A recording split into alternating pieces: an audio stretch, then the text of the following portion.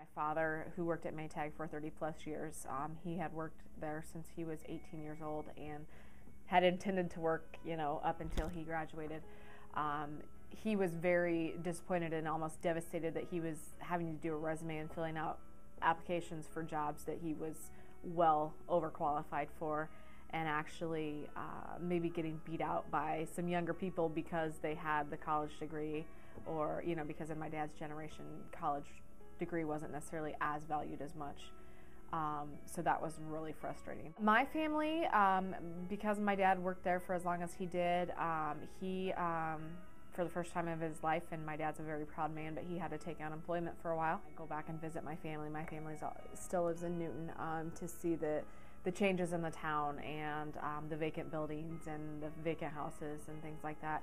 I know when I was a student, a high school student, it was a 4A school, and after Maytag closed, it's now a 3A school, and really struggling to even keep that classification. So it's definitely had an effect on the school and the people in the town. A lot of people have either moved out of the town because seeking jobs elsewhere, or they have to commute long distances, which creates more stress on the family and more money for driving and time. And families that I know of, they were stuck because they couldn't afford to sell or move, or wanted to keep their kids there, but also needing to find work somewhere.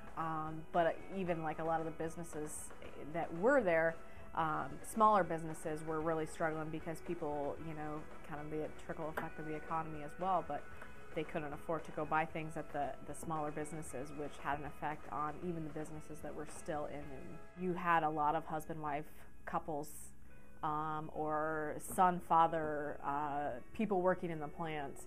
And I know, like for my father, some of his best friends, because my dad was union and was a supervisor and was more in one of those roles as they were laying people off and closing, he still had to go through work, and they had picket lines out front, so he was being picketed by some of his closest friends and people that he's known for years, and friends of the family. So I know that was really difficult.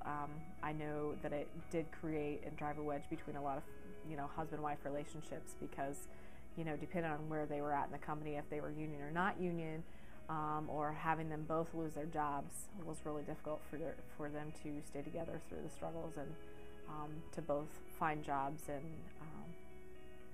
keep afloat, basically. A lot of buildings are vacant, it seems like, or things that I knew as a child aren't there anymore.